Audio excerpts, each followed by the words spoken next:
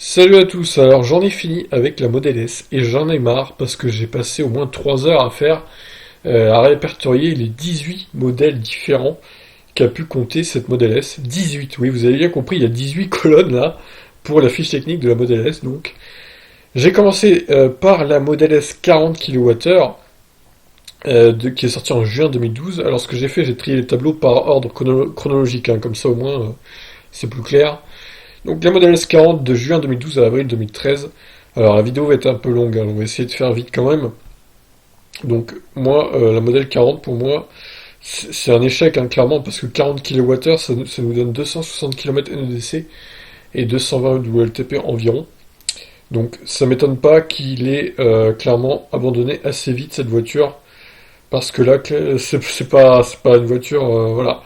On va pas très très loin avec cette voiture, surtout que on pouvait pas avoir accès au superchargeur en plus. Donc c'était un vrai bid cette Model S. Donc on passe à la suivante. De juin à novembre 2014, la Model S P85, où ils ont directement sorti une performance avec donc 77,5 kWh utile de batterie, 502 km NEDC. Donc voilà, je vais pas m'éterniser non plus, hein, je vais essayer de faire vite parce que là il y a vraiment beaucoup de voitures à traiter.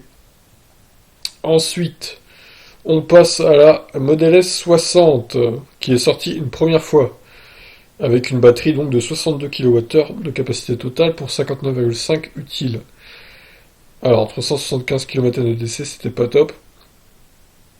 Elle est quand même restée au catalogue assez longtemps, quasiment 3 ans celle-là, donc c'est pas mal. Donc je précise, hein, j'ai mis les largeurs de la voiture, le coffre, tout ça, ça vaut pour tous les modèles, donc j'ai fait copier-coller en gros. Et j'ai aussi précisé donc les occasions possibles pour chaque modèle. Donc le modèle S40, hein, cherchez pas d'occasion sur le bon coin, il n'y en aura pas, ou alors une tous les 36 du mois. Et honnêtement, je me demande qui c'est qui voudra l'acheter. Pareil, la modèle S60, comme j'ai dit, pas très intéressante, hein, pour moi, parce que là, franchement, avec si peu d'autonomie aussi, ça fait à peine 325 km WLTP. C'est moins qu'une i208. Alors bon, évidemment, c'est quand même plus évolué technologiquement, mais au final, c'est quand même une voiture assez ancienne, donc bon, pour moi, c'est pas très intéressant ces modèles-là. Ensuite, de juin 2012 à janvier 2016, il y a eu la Model S 85, qui est restée assez longtemps elle-même au catalogue du coup. Voilà, donc 502 km NEDC, ça fait environ 410 km. Donc les superchargeurs, ah oui, je précise aussi que les superchargeurs étaient en option sur la Model S 60. 2000 euros quand même l'option, ça fait mal aux fesses, comme on dit. Donc voilà, pour la modèle S85, j'ai mis les dénominations, hein, à côté des dates pour que ce soit plus clair du coup. Novembre 2014 à janvier 2016, on a eu la modèle S85, donc 4 roues motrices. Le D, ça veut dire que c'est une 4 roues motrices.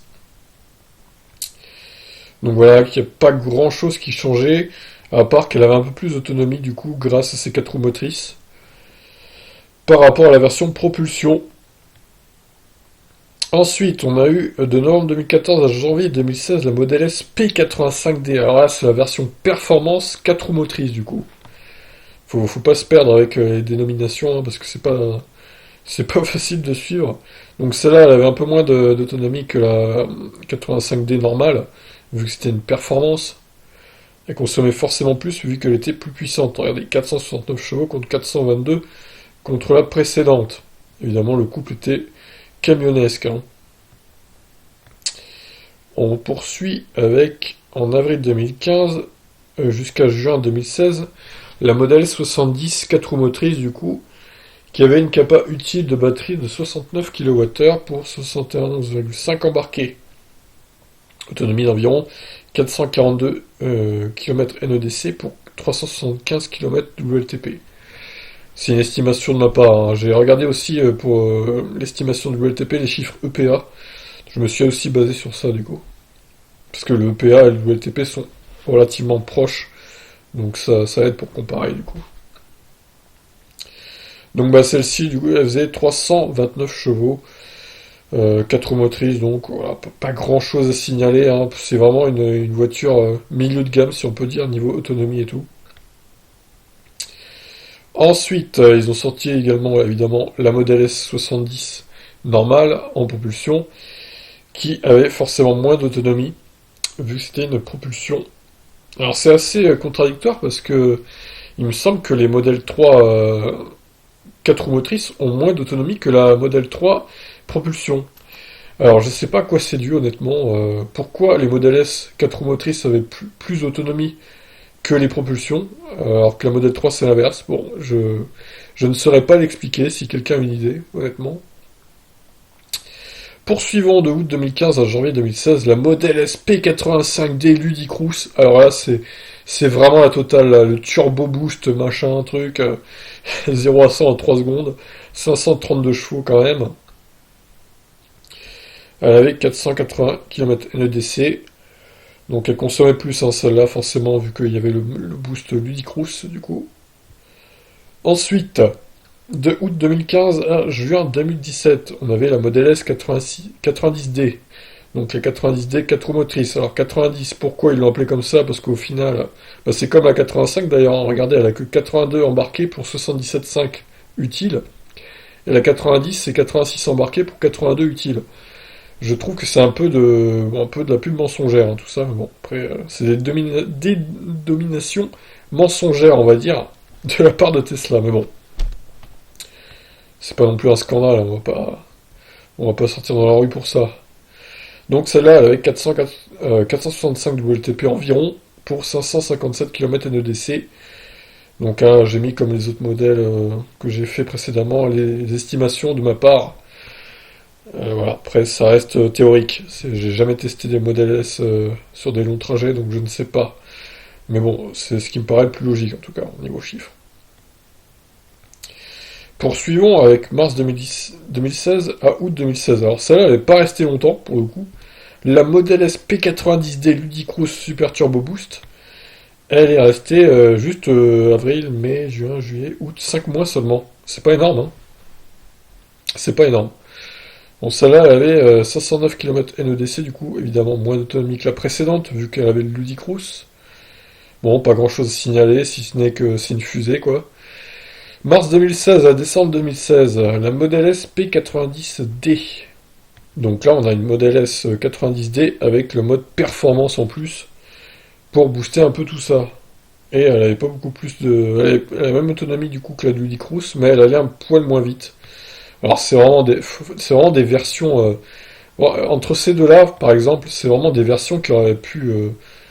Voilà, une seule suffisait, je veux dire. Ça servait à quoi pour 3 dixièmes de seconde de sortir une autre version, quoi. C'est un peu étrange, hein, franchement. D'ailleurs, j'ai juste revérifié, c'est 463 chevaux ici. C'est plus logique parce que là, du coup, bon, le couple est le même, vu que c'est une version, on va dire, bridée, mais non, les chevaux sont moins puissants du coup. Ce qui explique l'écart de performance de 0 à 100. Alors ensuite, de mai 2016 à septembre 2017, on a eu la Model S 75 normale, propulsion donc. Celle-ci avait une capacité de 75 kWh total et 72,5 kWh utile. Donc voilà, on commençait à avoir une autonomie de, bah, un peu comme les autres, hein, du coup, 480 km, NEDC, 395 WLTP. Un peu moins puissante celle-là, puisqu'elle faisait le 0 à 100 en 4 secondes 6, ce qui est quand même très bien, hein, on va pas chipoter. Alors, elle ne sera pas restée longtemps au catalogue, celle-là, étrangement. Alors, de mai 2016 à janvier 2019. Alors, celle-là, pour le coup, la Model S 75D est restée très très longtemps au catalogue, jusqu'au début de l'année 2019, du coup. On est le 30 octobre, pour ceux qui regardent cette vidéo dans le futur. Donc celle-là est restée beaucoup plus longtemps, des performances un peu meilleures vu que c'est une 4 roues motrices de 2 dixièmes. Les chevaux un peu plus également. Niveau kilo un peu plus lourde. Ah oui, faut quand même préciser que les 4 roues motrices sont en général plus lourdes que les propulsions, hein. Et du coup voilà. Ensuite on poursuit avec juin 2016 à avril 2017. La Model S 60. Le retour. Sauf que là c'était une voiture bridée en fait. Elle avait une capacité de 75 kWh comme la Model S 75, sauf qu'ils l'ont bridée à 62 kWh chez Tesla. Bon, pour permettre une voiture moins chère, et pour la débrider ensuite avec une option, je crois, c'était 3000 euros, je crois, de mémoire. Corrigez-moi si je me trompe, mais Bref, c'était un peu étrange hein, comme système. Et à noter qu'elle était quand même moins puissante cette version-là, puisqu'elle est 0 à 100 en 5 secondes 8. La faute à une batterie quand même moins grande, même si elle était à la même taille que l'autre, au final elle était bridée, donc ça bridait également l'accélération. Pour résumer ça simplement, donc elle avait 400 km NEDC environ pour 335 km d'autonomie, ce qui n'est quand même pas énorme. Donc voilà, c'est pareil, celle-là je la conseille pas trop d'occasion, à moins qu'elle soit débridée, mais c'est un peu étrange hein, ces versions-là, j'ai un peu de mal également. Et du coup les deux elles sont pas restées longtemps au catalogue, même pas un an, jusqu'à avril 2017. Donc là, ils l'ont sorti en version également 4 roues motrices un peu plus puissantes. On poursuit et on finit surtout avec les deux dernières qui sont restées au catalogue. Il n'y en a plus, il n'y a que ces deux-là du coup. Il y a donc les modèles Performance Ludicrous 100 kWh et la Model S Long Range 100 kWh du coup, qui ont 98 kWh utiles de batterie. Alors celle-là, voilà, ils ont toutes viré les Model S, il reste plus que ces deux-là sur le site de Tesla. Bon, écoutez, pourquoi pas, après, c'est pour se démarquer des Model 3, hein, je pense que c'est ça. Donc la performance à 593 km d'autonomie, 610 pour la longue range normale sans la version performance, qui quand même accélère assez fort, puisqu'elle fait 0 à 100 en 3 secondes 8, et l'autre en 2 secondes 6. Voilà, t'es collé au siège, là, littéralement, quoi. Tu vomis tes tripes, quoi, avec cette accélération. 600 chevaux quand même, hein. Donc voilà, les deux dernières qui restent. Alors niveau tarif, la performance s'affiche à 101 700 euros, bonus déduit en date du 30 octobre, et la longue range normale à 85 000 euros, bonus déduit. Toujours sur le site Tesla. Alors les occasions pour ces deux-là, du coup, j'en croise quelques-unes dans les samedis où je fais les voitures d'occasion. Ça démarre à 85 000 euros pour la performance environ. Et avec un peu de chance, on peut en trouver à 70 000 des 100 kWh, des P100D machin. Enfin, pas les P100D, les 100D normales du coup. Autour de 70 000 euros avec un peu de kilométrage. Donc voilà. Donc voilà pour les fiches techniques de Tesla. Il y en a beaucoup. Alors, si vous voulez avoir une fiche en détail, faites pause sur la vidéo, comme ça vous pourrez la voir. Parce que c'est vrai que j'ai passé un peu vite, mais bon, allez, sinon la vidéo elle durait clairement trop longtemps. Donc là déjà 13 minutes, c'est déjà pas mal. Donc ma conclusion, Tesla est pour beaucoup la référence en matière de voitures électriques et je partage aussi cet avis, bien que ces voitures sont chères. Alors soit chères, voilà, il manque ENT là, quand on sait écrire c'est mieux, soit chères et inabordables, surtout la Model S pour le coup et la Model X. Par contre, on peut se demander pourquoi autant de versions différentes, ça fait beaucoup quand même, de quoi s'y perdre totalement. La longue range actuelle semble la Model S la plus efficiente lancée jusqu'à maintenant, avec plus de 600 km d'autonomie. Donc voilà, cette petite conclusion, je pense qu'il résume bien mon avis. À vous de me dire hein, ce que vous en pensez. Est-ce qu'il y a eu vraiment trop de Model S mis en circulation par Tesla? Là, il y a quand même 18 tableaux faits. C'est un peu extrême hein, quand même. Bon, j'ai regardé le Model X, il y en a 6 ou 7, c'est quand même beaucoup moins.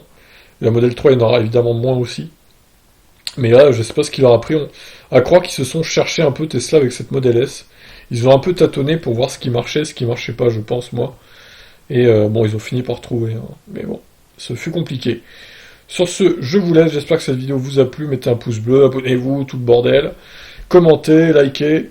Je vous laisse. Ciao.